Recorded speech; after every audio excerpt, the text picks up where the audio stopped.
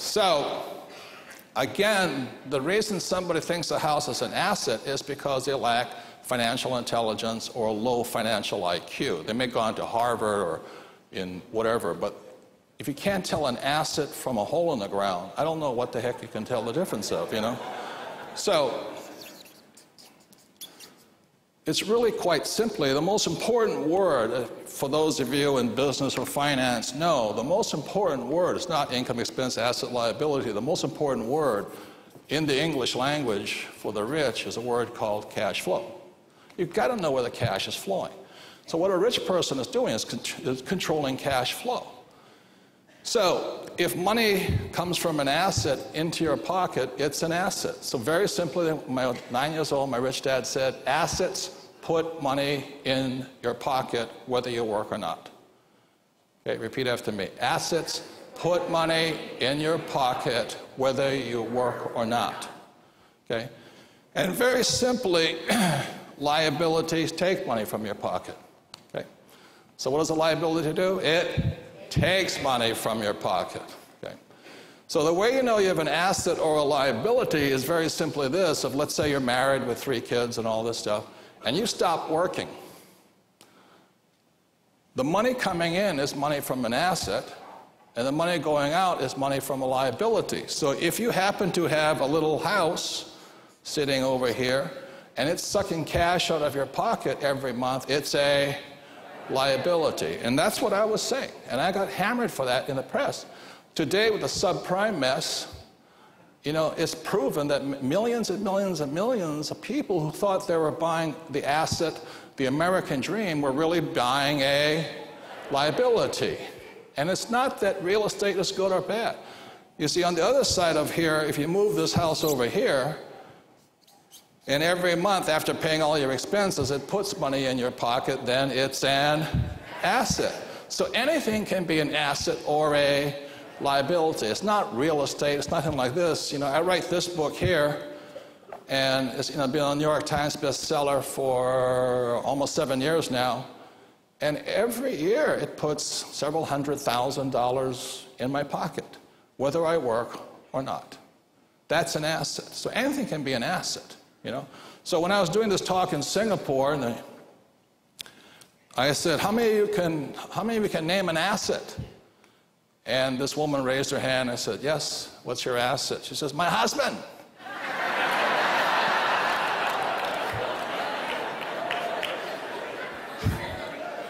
And I said, no, ma'am, I'm talking about an inanimate object. She says, well, he's inanimate. So just think of it this way. Assets, put money in your pocket. Liabilities, take money from your pocket. So this was the big difference between my poor dad and my rich dad. My poor dad was always telling me to get a high-paying job.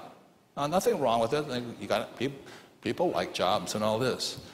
And my rich dad was very simply telling me, acquire assets. So when I left the Marine Corps in 1974, I had nothing, zero, no money. But I knew I had a plan. I knew what I was going to do. And the number one thing I was going to do was build my business.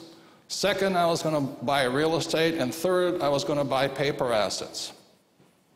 Today, I also commodities, gold, silver, oil, and gas. Okay?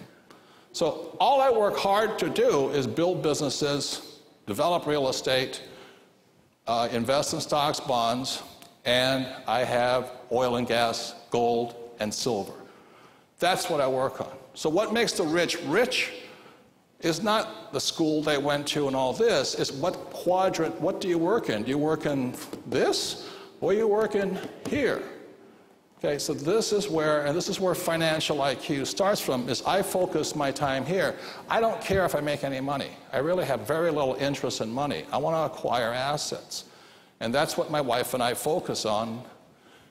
And then in 1997, I wrote Rich Dad, Poor Dad and explained what I was doing. And very simply, that's it. So the next thing here was this from my rich dad, was what is called the quadrant. And I think it's the most important book for people willing to make changes. And the quadrant stands for Employee, S stands for small business specialist, like a doctor.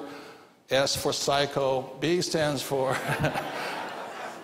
big business, and I stands for investor. So the other difference was my poor dad always said to me, and he said, son, go to school so you can get a job. So from the time most people are born, they're programmed to be employees, to work for the rich. And that's the difference. It was my mom, I used to fight with my dad. By the time I was in high school, I'd just fight with him saying, I don't want to be an employee. You know, I just don't want to do it. And I was flunking out of high school and all this stuff because I couldn't write, which is interesting. But so my mom finally intervened, and my mom was a registered nurse. And she says, Robert, you know, stop arguing with your dad. If you want to be rich, go to school and become a doctor. I said, Mom, there's only one problem. She says, what's that? I says, doctors are smart. She says, you got a good point there. You know, you don't. So early on in my life, I knew I wasn't going to survive here. It was obvious to me.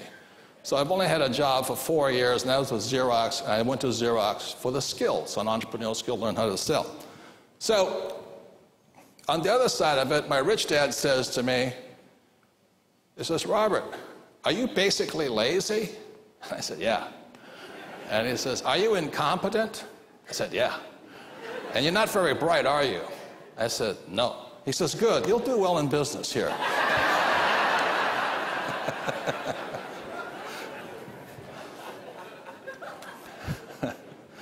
So if you look at this side, my primary focus is to start businesses. I have a gold mining company in China, a silver mining company in Paraguay. I have a lot of real estate companies, oil and gas companies. I just start businesses. I like them. Once they're up and running, the cash flows in, I go do something else. So basically that has been my philosophy since 1974. And that's where we run. Now, on my book on financial IQ, it talks about this a lot here and this. And financial IQ is this, very simply. It is what you do to solve your problems. It's how smart are you at solving your problems. So I often meet people come up to me and say, I got $10,000, I don't know what to do with it. I say, well, how long have you been a moron? You know, and I said, the first thing I would do if I were you, I wouldn't tell anybody you don't know what to do with your money.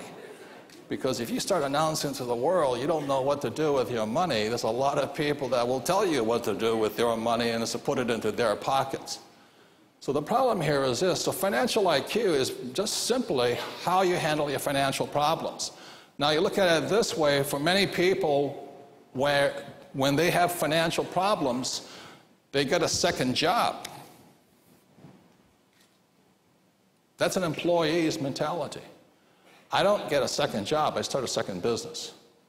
There's a difference in the mindset of how a person handles a problem, okay? There's a reason for that. Another financial IQ is this. How do you protect your money? The biggest predator in the world is the US government. They will take your money. The problem with making money in this quadrant here and this quadrant here is that these are the most highly taxed quadrants. Now, I'm not against paying taxes. I'm just not want to let them go without a fight somewhere along the line. So the problem with these guys here is they're taxed to at least about 50%. And over here, these are the doctors, lawyers, and accountants. They're taxed horribly. It's just terrible. The laws are horrible for these guys. Over here, I can pay 0% and 0%. The most important thing you can tell your friends is get off your butt and start your own business, even if it's at home. Even if it's on your dining room table. Kim and I, my wife, started Rich Dad, Poor Dad on our kitchen table and at a pizza parlor. We had a great time. You know. But once you understand business, the moment you shift from here to here, the tax laws swing in your favor. The moment you tell a kid, go to school and get a job,